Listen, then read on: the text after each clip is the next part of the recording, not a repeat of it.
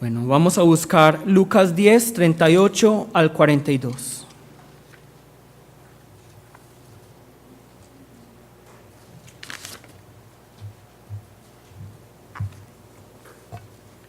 Lucas 10, 38 al 42.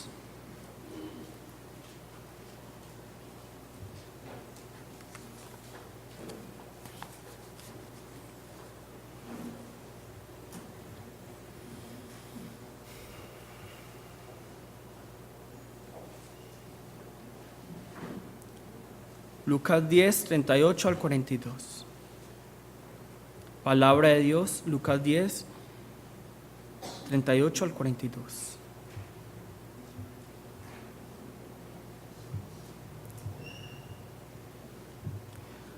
Aconteció que yendo de camino entró en una aldea y una mujer llamada Marta le recibió en su casa. Esta tenía una hermana que se llamaba María, la cual sentándose a los pies de Jesús oía su palabra. Pero Marta se preocupaba con muchos quehaceres y acercándose dijo: Señor, ¿no te da cuidado que mi hermana me deje servir sola? Dile pues que me ayude. Respondiendo Jesús le dijo: Marta, Marta, afanada y turbada estás con muchas cosas, pero solo una cosa es necesaria, y María ha escogido la buena parte, la cual no se le será quitada. Amén. Abro comillas.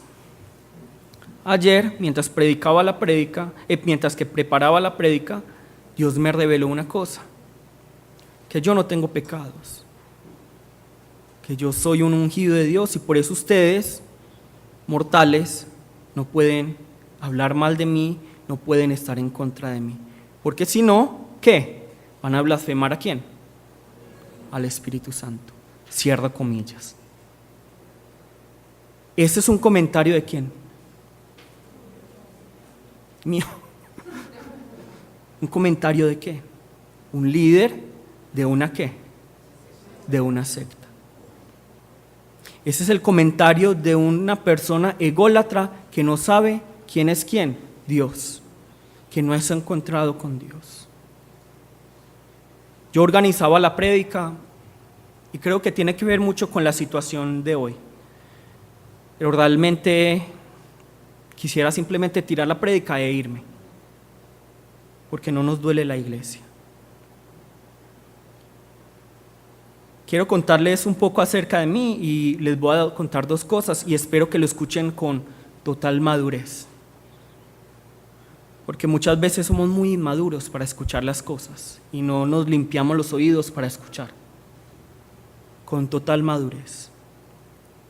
Entonces, aunque muchos no lo crean, yo soy una persona muy introvertida, yo soy una persona muy tímida.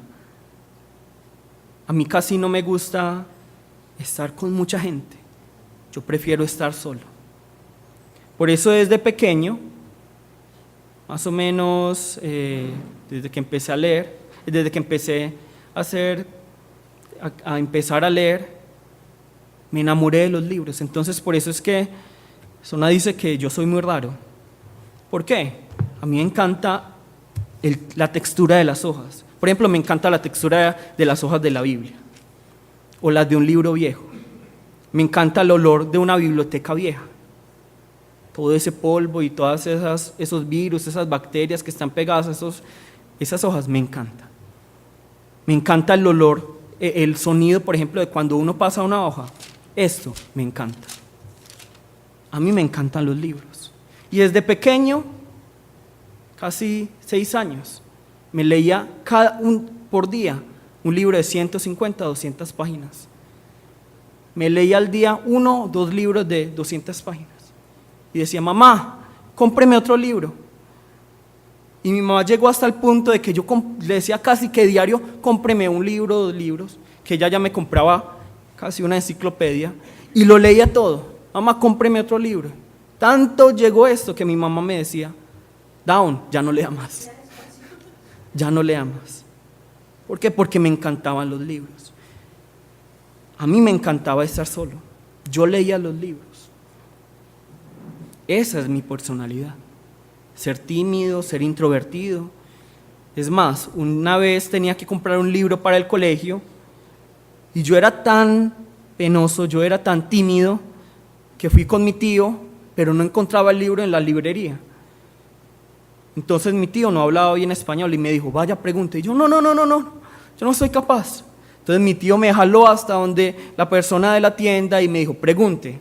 Hasta que yo ya vi que esa persona me estaba viendo y me dio más pena eso, entonces yo dije, me da por favor tal libro. Yo soy ese tipo de persona. ¿Y qué me ha tocado hacer para el reino de los cielos? Me ha tocado vencer esa timidez, me ha tocado vencer el ser introvertido, pero yo sé que Dios también me hizo así. Entonces yo tengo para las cosas del Señor vencer esa timidez, vencer eso que es introvertido y llevar el evangelio. Yo no puedo permitir que mi carácter obstaculice la expansión del reino de los cielos. Entonces es que es mi cultura, yo nací así. No, ustedes tienen que cambiar. Tienen que cambiar algunas cosas, no todo. El que es introvertido hasta la muerte va a ser ¿qué? Introvertido. Y el que es extrovertido hasta la muerte va a ser extrovertido, generalmente. La segunda cosa que yo les quiero contar acerca de mí. De pronto ustedes no pueden entender esto, pero cuando uno es hijo de una persona que es de otro país, cuando los padres son de otro país y uno nace, crece, se desarrolla en un país completamente diferente, hay una cosa que a uno le falta muy grande, y es ¿qué? La identidad. Por ejemplo, yo cuando era joven yo no sabía yo de dónde soy. Entonces muchas veces odiaba con mi alma Colombia. ¿Yo por qué habré nacido aquí? ¿Por qué? Porque mis padres me enseñaron con una mentalidad coreana. ¿Yo por qué habré nacido aquí? Y como muchas veces me sentía alejado, solo, yo decía, yo odio este país, yo me quiero devolver para donde es mi sangre. Yo nací aquí, pero mi sangre es de allí.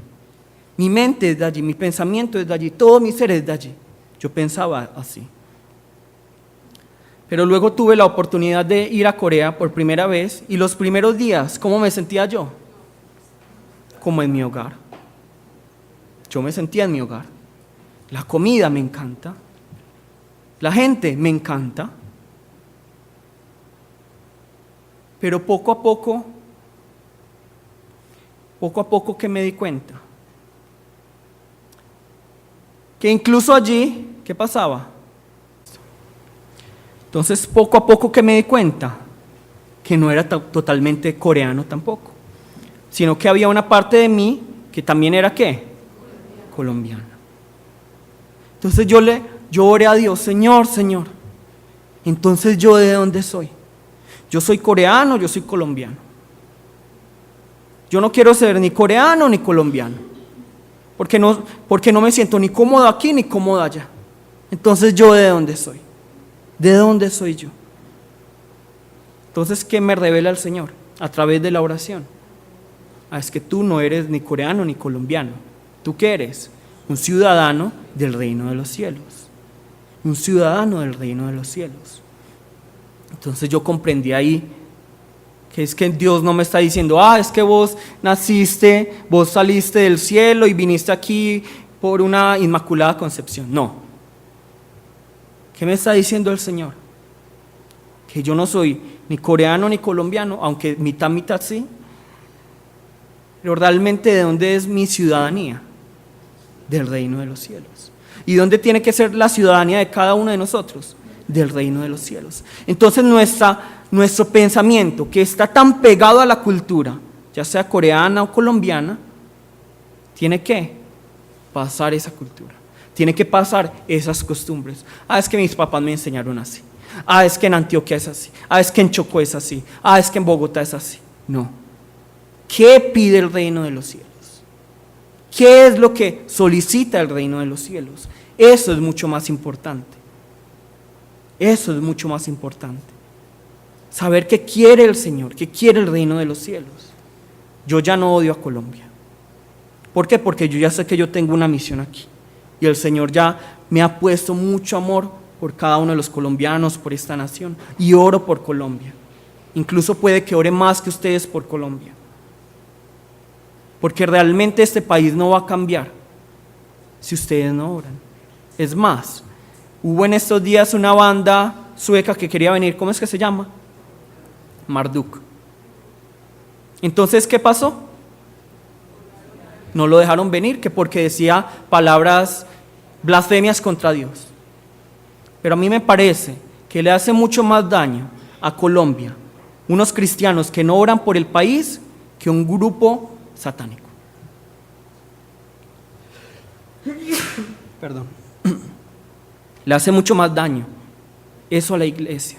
Le hace mucho más daño a Colombia que nosotros como cristianos no oremos por Colombia. Entonces yo pienso, el Señor pienso que ha hecho esto es mostrarme, yo soy un puente entre esas dos culturas. Entonces yo no soy ni aquí ni allí, yo soy de ¿dónde? Del reino de los cielos. Entonces, ¿cómo debo vivir? Como una persona del reino de los cielos. ¿Cómo deben vivir ustedes? ¿Como colombianos? No. Por eso ustedes no pueden decir, es que los colombianos somos así, y por eso no me gusta hacer esto, por eso no hacemos aquello. No. Es que los coreanos somos de esta manera, por eso tienen que hacer esto, tienen que hacer aquello. Tampoco. ¿Cómo debemos vivir nosotros? Según el reino de los cielos, según la cultura del reino de los cielos, según las leyes del reino de los cielos, únicamente. ¿Por qué les cuento todo esto? La semana pasada yo les dije que dentro de la iglesia hay una gran mezcolanza de gente. Hay introvertidos y hay extrovertidos. Introvertidos como yo, extrovertidos como digamos Paula.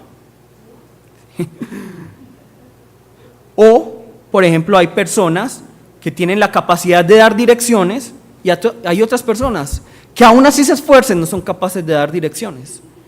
Entonces, ¿qué hacen muy bien? Seguir las direcciones. ¿Y uno es mayor que el otro? No, los dos son completamente necesarios. Una empresa no trabaja sin un gerente y una empresa no va a trabajar sin sus trabajadores. Una iglesia no trabaja si no tiene alguien que esté guiando, que primeramente esté guiado por el Espíritu Santo, pero tampoco va a trabajar si no tiene quien sea guiado. Hay algunas personas que ven profundo y hay otras personas que ven ¿qué? Amplio. Y hay otras personas que no ven. Hay personas que aman la iglesia y hay personas que no aman la iglesia. Entonces yo les he dicho mucho esto y vamos a tratar como este tema es, la iglesia ante todo ¿qué es? Es una clínica de pecadores. Nuestra enfermedad ¿cómo se llama? El pecado. Estamos en esta clínica, estamos en este hospital donde ya está todo pago. Donde ya está todo pago, yo solo tengo que ingresar, decir cuál es mi diagnóstico, decir mis síntomas y ser tratado. Estoy en la clínica de los pecadores, en el hospital de los enfermos llamados pecadores. Y todos aquí, ninguno aquí se salva. Todos aquí somos ¿qué? Enfermos, somos pecadores. El problema ¿cuál es? Es que algunas personas van a clínicas u hospitales clandestinos. Algunas personas van a clínicas y hospitales clandestinos. ¿Qué es un hospital o una clínica clandestina? Donde no se le va a hacer el tratamiento correcto, donde se van a ahorrar plata para que la clínica no pierda y esta persona supuestamente esté bien. Y el médico muchas veces puede que no sea ni siquiera graduado, puede que ni siquiera haya estudiado medicina. Entonces, ¿yo para qué voy a esos, digamos, esas clínicas, hospitales clandestinos? ¿Quién me puede decir? Para ahorrar plata. Entonces, nosotros vamos a estas iglesias clandestinas, a estos hospitales o clínicas de pecadores clandestinos. Y nos vamos a encontrar con un médico que no tiene una licencia, que se llama ¿cómo? El ungido de Dios. y no conoce al Señor esta persona. Y va a buscar su propio beneficio. Y yo me voy a entregar en sus manos para que haga su tratamiento. ¿Por qué? Porque me quiero ahorrar el precio de ¿qué? De la cruz.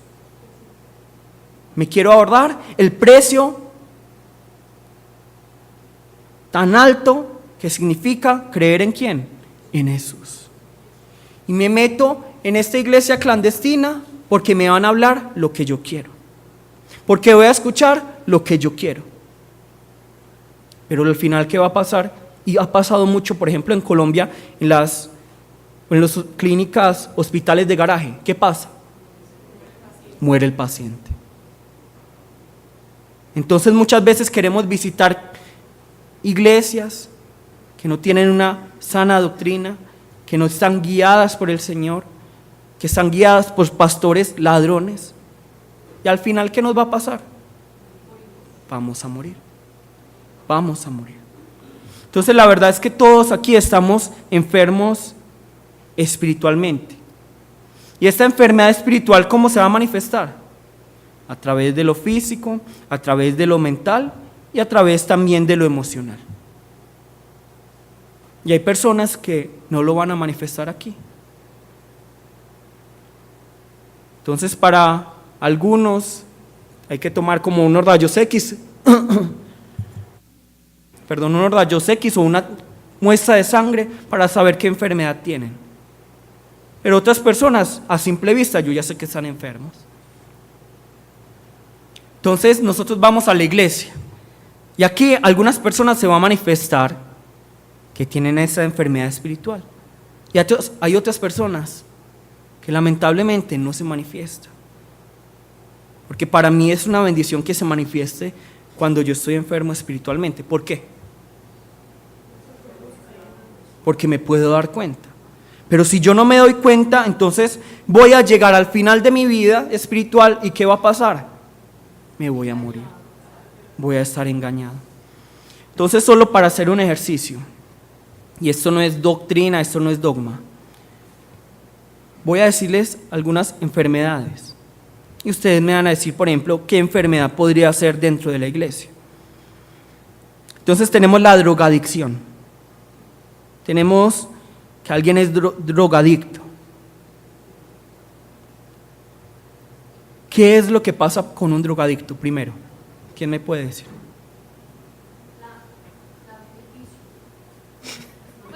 Sí, por eso drogadicción. ¿Cuál es el mayor problema cuando uno se encuentra con una persona que tiene un problema de drogadicción? No reconoce. No reconoce. ¿Cuántos en la iglesia somos personas que, como un drogadicto, que se ve que hay una enfermedad, que se ve que no tiene una relación con la iglesia y uno le dice, estás mal, tienes que corregir? ¿Y qué dice esta persona? ¿Yo? No, yo estoy muy bien. ¿Eso qué es? Es como un drogadicto. Entonces hay personas, como dije, esto no es doctrina, no es dogma, no dice que en la Biblia no sale drogadicto espiritualmente, no. Pero es para que lo entendamos fácilmente. Entonces una persona que uno le dice, hay que corregir esto, hay que arreglar esto. Y dice, no, yo no tengo eso. ¿Cómo es? Como un drogadicto que tiene ese proceso de negación. Y hasta que yo no pase ese proceso de negación, no voy a buscar el tratamiento. Entonces muchos van a decir, pero es que yo soy muy humilde, yo tengo a Jesús, yo tengo al Espíritu Santo. Muchas veces no. Tenemos que examinarnos. ¿Qué le pasa mucho a los drogadictos cuando van a rehabilitación? Las recaídas. Entonces hay personas que caen en lo mismo, caen en lo mismo, caen en lo mismo. Entonces son como drogadictos espirituales, ¿cierto? También hay otra enfermedad que no sé si muchos la conocen, la esquizofrenia. ¿Qué es la esquizofrenia, por ejemplo? ¿Quién me puede decir un síntoma de la esquizofrenia? Alejandro. No, ese es un trastorno bipolar. Simón. Eso. Entonces tiene ideas delirantes, creer algo que no es, un delirio de persecución. Es que todo el mundo me está observando, ¿cierto? Todo el mundo me persigue, todo el mundo está en contra de mí. O si digamos uno exhorta a alguien, pero es que esta persona es algo personal. No. ¿Qué también hay en la esquizofrenia? Un aislamiento social. Ya no me relaciono con nadie, es que todos son pecadores, todos me van a hacer daño, me voy a alejar. Eso es un aislamiento social, es como un síntoma de una esquizofrenia. Anedonia, ¿qué es una anedonia? ¿Qué? No, es un síntoma. An es no. Hedonismo, ¿qué es? Es el placer. Entonces hay pérdida del placer. Ustedes ven a un esquizofrénico, no siente placer. Ya no sienten placer en la iglesia, ya no sienten placer venir. Uno ve tanta gente en la iglesia de mala cara. Entonces yo les dije a los sugieres, hay gente que uno va y se acerca y los quiere saludar y no dan ganas de saludar. También tienen una afectividad aplanada, no expresa nada. No, anedonia es que no disfruta. Y una afectividad aplanada no expresa nada. Entonces, ¿cuántos son así espiritualmente? Otra enfermedad que seguramente la conocen bien, un cáncer. ¿Qué es un cáncer? Son células que crecen incontroladamente y deformes. ¿Cuántos de ustedes pueden ser un cáncer en la iglesia? ¿Cuántos de ustedes pueden tener discípulos que son cáncer en la iglesia? ¿Por qué? ¿De dónde parte el ser cáncer de las otras personas? De los líderes. Porque siempre hay un foco primario. Es decir, digamos yo tengo un cáncer en tal parte. ¿Va a tender a ser qué? Metástasis. Entonces va a afectar a toda la iglesia. Y otra enfermedad, las enfermedades autoinmunes. ¿Qué es una enfermedad autoinmune, Ángela? Es una enfermedad en la que el cuerpo se ataca a sí mismo. Las células se atacan a sí mismas. Por ejemplo, ¿quién me puede decir? Una enfermedad. Lupus, ¿qué más? No. No. Tiroides, ¿qué más? Diabetes, vitiligo, psoriasis, todas. El lupus, ya lo dijo Simón. Autoinmune. Entonces, ¿qué pasa aquí? Las células del mismo cuerpo van a atacar ¿a quién? A su propio cuerpo. ¿Cuántos de ustedes no se comen al hermano? Con su propia lengua, con sus actitudes. O lo que a muchos se quejan, porque no saludan.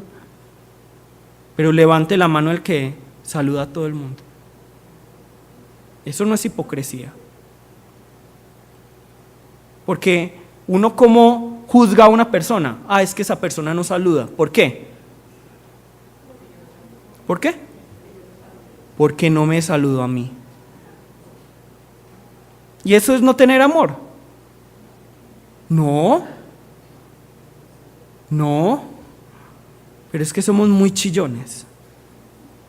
Todos tenemos enfermedades, ¿cierto? Todos tenemos esta enfermedad que se llama pecado. Entonces, ¿qué tenemos que hacer? Por ejemplo, las mujeres que tienen que hacer frecuentemente para que luego no les dé un cáncer de mama, de seno. ¿Qué tienen que hacer? Autoexaminarse. ¿Qué tienen que hacer todos ustedes en todo momento? Autoexaminarse. Porque si no, puede que tengan luego ¿qué? Un cáncer. Juan Rafael puede tener en este momento un cáncer si no se autoexamina. ¿Cierto? Un cáncer, estoy hablando de lo espiritual. ¿Cierto? Él sí puede tener un cáncer en este momento. Entonces, podemos ser un cáncer. Y el problema no es que se quede aquí, sino que ese cáncer, ¿qué le pasa? Hace metástasis. ¿Y qué es una metástasis? Que se propaga, se pasa para otras partes. Y eso no es lo que pasa en nuestra iglesia muchas veces. Cuando yo empiezo a hablar mal de la otra persona, ay, mira, esta persona tal.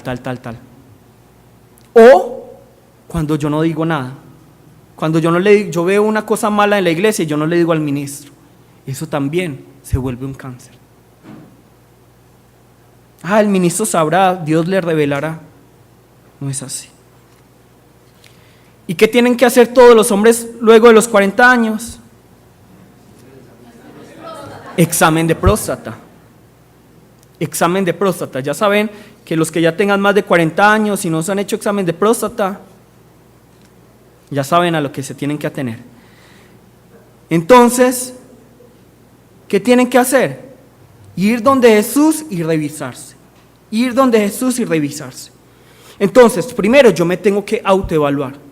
Y segundo, ¿qué debo de hacer? Ir donde Jesús y revisarme. Y lo que ustedes tienen que tener muy claro es, yo también estoy enfermo. El ministro también está enfermo. Yo también estoy enfermo. Yo también necesito que Jesús me sane. Porque Jesús es el único médico, no se olviden de eso. No soy yo. El único médico es ¿quién? Jesús. El único médico es Jesús. El único que me puede sanar es Jesús. ¿Por qué? Porque yo tengo mi timidez. Yo también me enojo. Yo también tengo deseos en mi corazón. Yo también tengo adulterio, yo también tengo fornicación, yo también tengo pleitos, celos, contiendas, herejías, idolatría en mi corazón. Yo también asesino en mi corazón, yo también robo en mi corazón. Y por eso soy menos que ustedes. Y por eso no soy digno de pararme aquí. No. ¿Qué hago yo? Tengo que presentarme ante Jesús, que es el médico para que Él me sane. Pero también es muy importante que nosotros como iglesia nos apoyemos los unos a los otros. Nos exhortemos los unos a los otros. Nos llamemos la atención. Porque hay personas muy gallinas que se van de la iglesia porque no les gusta algo. Hay personas que huyen de la iglesia porque es que no me gusta cómo habla tal persona, cómo predica tal ministro. Pero no se sientan, Señor, yo voy a quedarme aquí para ayudar a esta iglesia y voy a orar. Voy a orar por el ministro, voy a orar por la persona que está predicando, voy a orar por la persona que me está exhortando. No oramos así. Entonces, por favor, quítense de la cabeza eso de, que esta persona es pastor, entonces tiene un cargo especial. Que esta persona es ministro, tiene un cargo especial. Que esta persona es obispo mayor, eso es un cargo especial, no. Todo eso es dado, son sistemas por los hombres. Todo eso está mandado a recoger. ¿Qué es lo más importante? Que nosotros seamos una comunidad en la que nos ayudemos los unos a los otros. Y tenemos que ser conscientes de nosotros mismos. Por eso para mí la mayor bendición, ¿cuál es?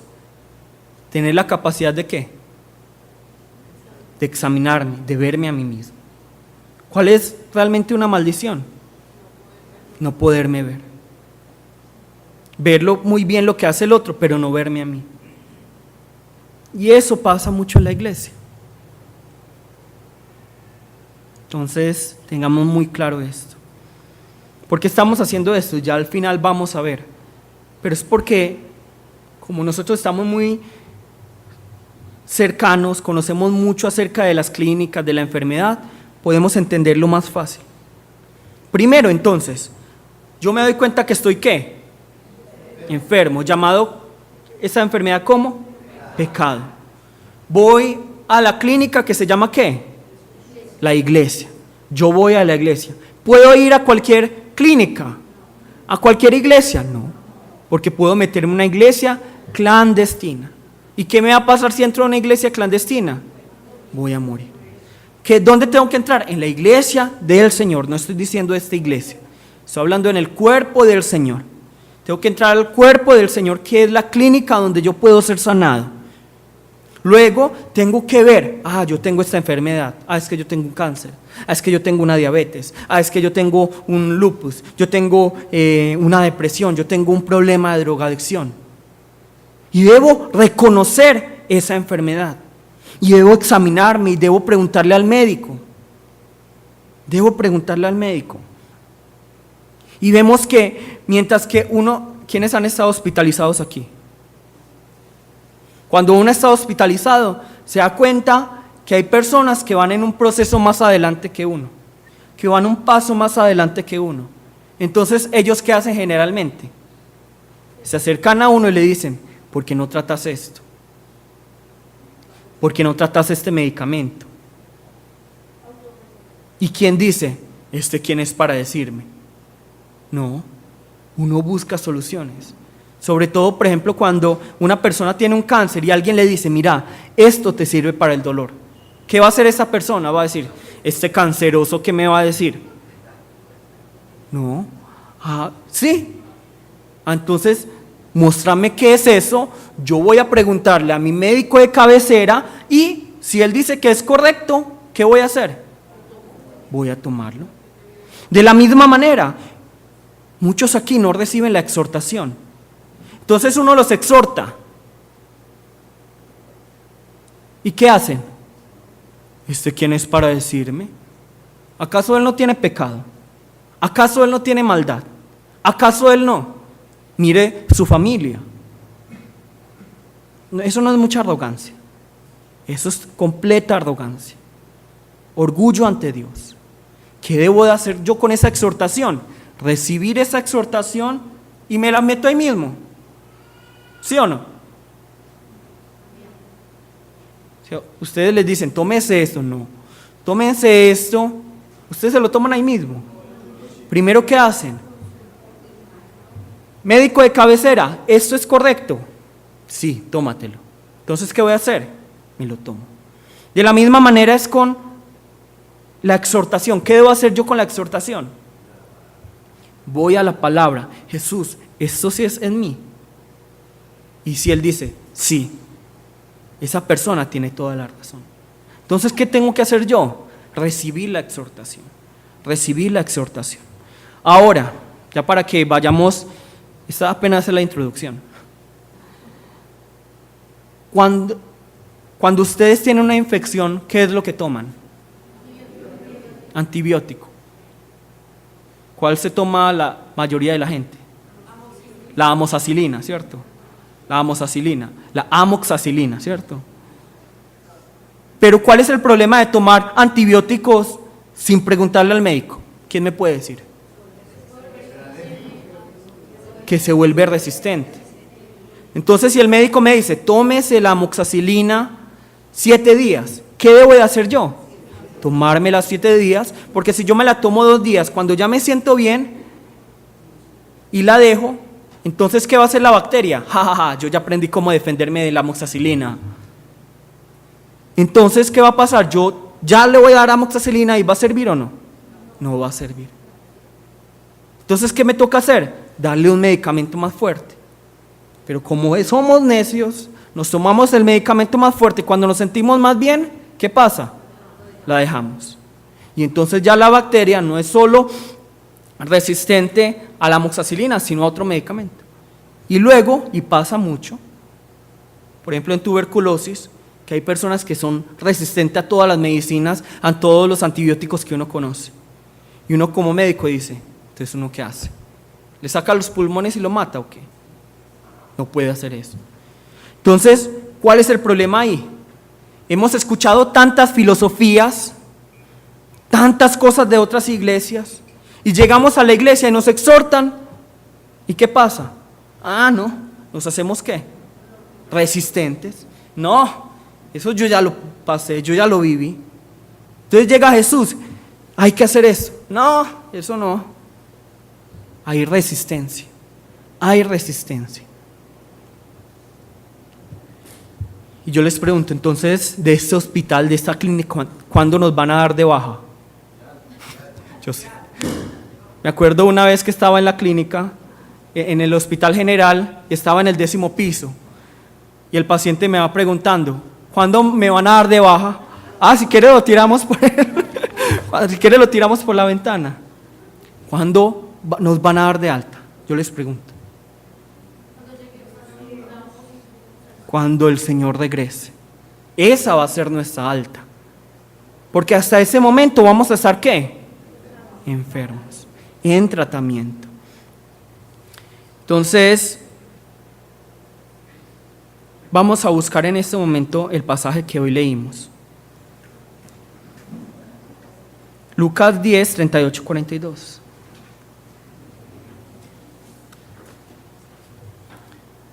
Entonces, recordemos, la iglesia es el hospital, la clínica de los pecadores. Todos nosotros somos pacientes en esta clínica. Hay personas que han mejorado, que van un paso más adelante y nos dan recomendaciones. ¿Qué debo de hacer yo? Recibir la recomendación y preguntarle al médico, y si es correcto, es decir, si es según las escrituras, ¿qué debo de hacer yo? Cambiar.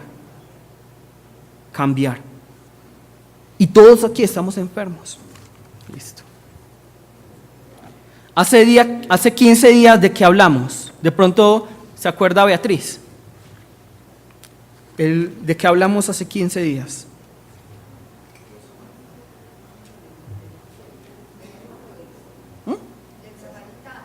El buen samaritano. Un aplauso para Beatriz. Del buen samaritano. Pero yo no terminé la historia del buen samaritano. La prédica quedó a la mitad. Porque el buen samaritano no termina aquí cuando Jesús dice, ve y haz tú lo mismo. El buen samaritano termina en el 42. Pero solo una cosa es necesaria, y María ha escogido la buena parte, la cual no le será quitada. Entonces vemos que esta historia del buen samaritano está relacionada con esta historia de Marta y María. ¿Cómo así? Yo no le veo ninguna relación.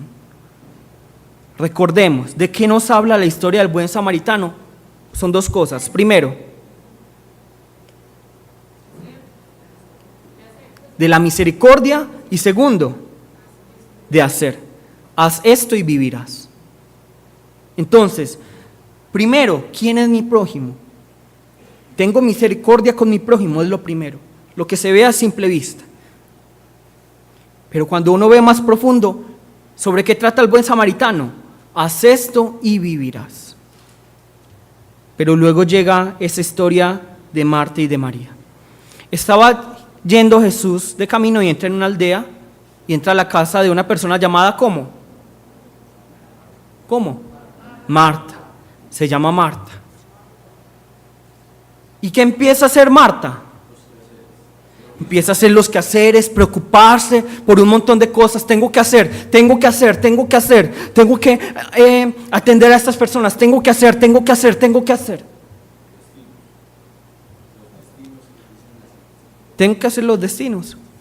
hacer los destinos. Pero ¿qué estaba haciendo María en ese momento?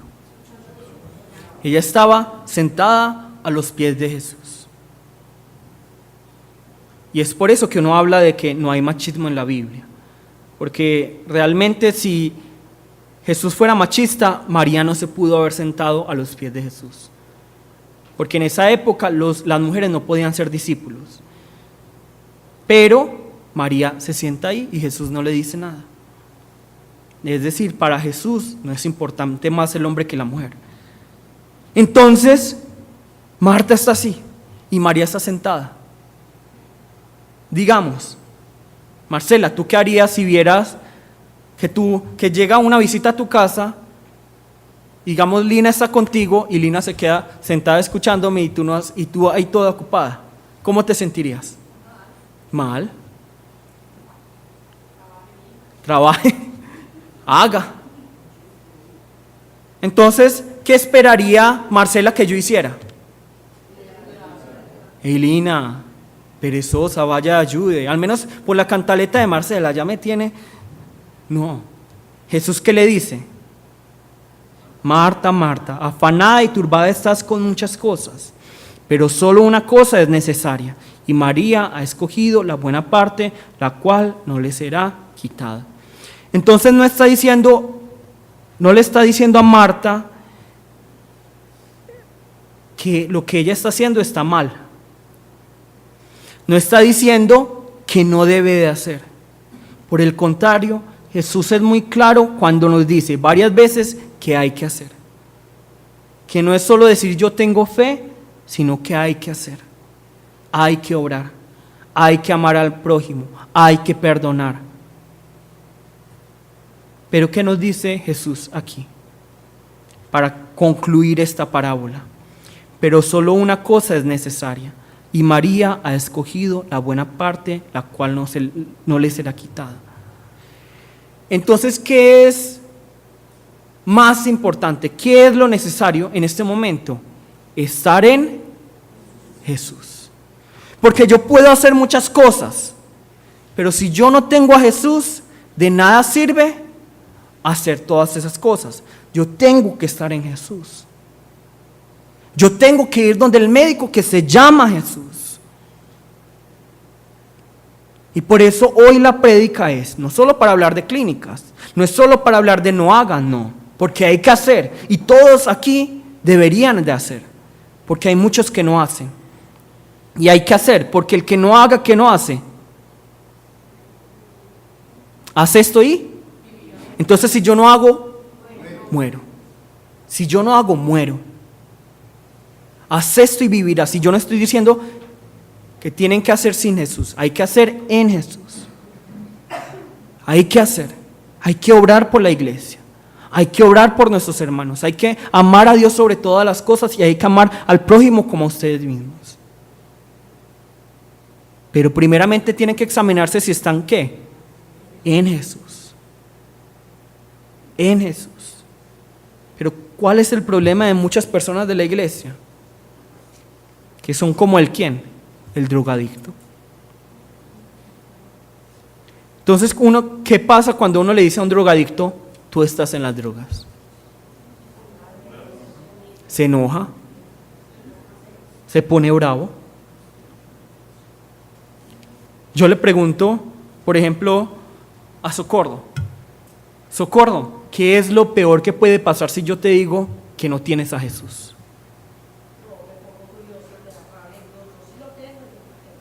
Eso es lo peor que puede pasar. ¿Qué es lo peor que puede pasar, Mary, si yo te digo que tú no tienes al Espíritu Santo? Que sea verdad. Entonces muchos se enojan, ay, es que me dijo que yo no tengo a Jesús, que yo no tengo al Espíritu Santo. Y se quedan ahí. Entonces voy a odiar a esta persona. Me voy a enojar con esta persona. ¿Qué hay que hacer entonces ahí? Examínense, tomen esa oportunidad. ¿Para qué? Para examinarse. Pero siempre vemos lo negativo, siempre vemos que la otra persona es como si me estuviera tratando de destruir. No. Si yo veo que una persona está mal y yo le digo, yo pienso que te falta Jesús, yo pienso que te falta el Espíritu Santo, ¿lo estoy haciendo por mal? No. Lo estoy haciendo porque no veo obras. Y si yo veo las obras, entonces ¿qué voy a hacer? Voy a tener vida, ¿cierto? Entonces, ¿qué es lo que tiene que pasar en todos nosotros? Si yo les digo, por ejemplo, Carlos, no tienes a Jesús, ¿qué tiene que hacer Carlos? ¿Enojarse conmigo? No. Examinarse a sí mismo y decir, Señor, si yo no tengo a Jesús, muéstrame a Jesús. Revélame a Jesús. Permíteme tener a Jesús. Y ya. Si yo le digo, por ejemplo, Juliana, tú no tienes al Espíritu Santo, ¿qué tiene que hacer Juliana? Juliana, tú eres muy inteligente. ¿Qué tienes que hacer? Examinarse, excelente. Examinarse, no enojarse. ¿Qué es lo peor que puede pasar si yo les digo? ¿Por qué tenemos tanto temor de decir, yo no tengo a Jesús? Yo no tengo al Espíritu Santo. ¿Cuál es el temor? ¿Por qué les da tanta rabia que uno les diga, no tienes a Jesús, no tienes al Espíritu Santo, o lo estás apagando o contristando? ¿Por qué les da tanta rabia? ¿Por qué? Porque la verdad duele. ¿Por qué más? Porque tenemos orgullo. ¿Qué más? ¿Socorro qué está diciendo? Porque uno cree sin tenerlo. Pero, ¿y si uno no lo tiene? ¿Qué hay que hacer? Corregirse. Pero por eso yo siempre les digo, y hemos hablado tanto de la salvación, y hay muchas personas que dicen, otra vez acerca de la salvación, el pastor, el ministro siempre hablan de lo mismo. Yo quiero pasar de tema ya. Yo ya me conozco el tema de la salvación. Yo quiero pasar de tema. Pero yo no voy a pasar de tema hasta que ustedes no hagan y vivan la palabra. ¿Cierto? Pero muchos, los que más se quejan de que el pastor o el ministro repite, son las personas que menos hacen. Ojalá uno viera a esas personas haciendo para cambiar de tema. Pero realmente uno repite, yo ya estoy cansado del tema de la salvación. Bromeo, me encanta el tema de la salvación. Pero el tema de la salvación es muy profundo. Y por ejemplo, yo no puedo ir un poco más allá y mostrarles más cosas porque sé que a algunos se les explota la cabeza. Porque no entienden la profundidad de la salvación. Pero lo primero que hay que hacer para decir yo tengo salvación o no, es preguntarme ¿qué? Si tengo a Jesús, si estoy a Jesús. Yo le pregunto, Lina, si yo te digo que tú no estás en Jesús, ¿qué es lo peor que puede pasar? ¿Qué? No, ¿qué es lo peor que puede pasar? Que se enoje y que no lo tenga, ¿cierto? Eso es lo peor que puede pasar, que yo no tenga a Jesús, que yo no tenga el Espíritu Santo. Pero muy bueno que Dios me revele que yo no tengo a Jesús o al Espíritu Santo en este momento. ¿Por qué? Porque tengo oportunidad ¿para qué? Para pedirle al Señor que venga a mi vida y para recibir al Espíritu Santo. Por eso yo les dije, y ya para que terminemos, la vida de fe es como los vegetales y los tubérculos, que son la misma planta.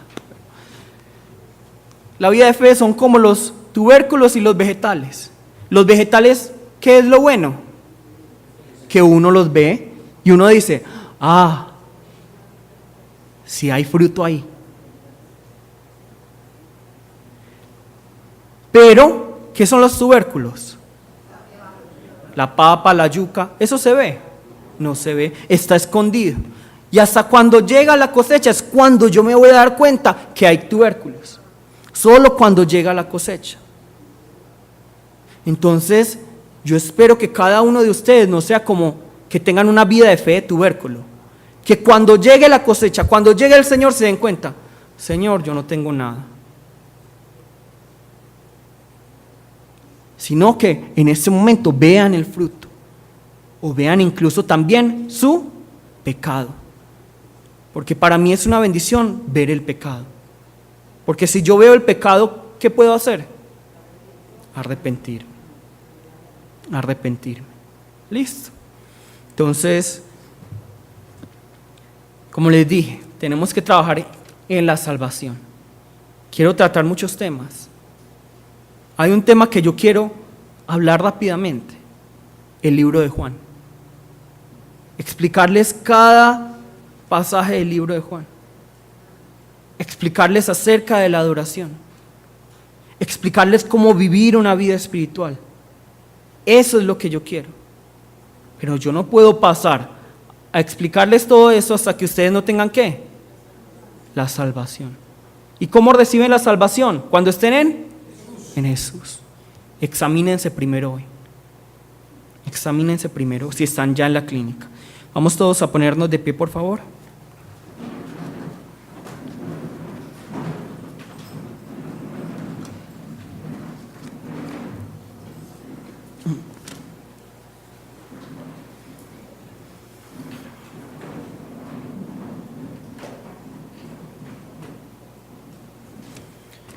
Vamos a pedirle al Señor que nos muestre si tenemos a Jesús o no tenemos a Jesús.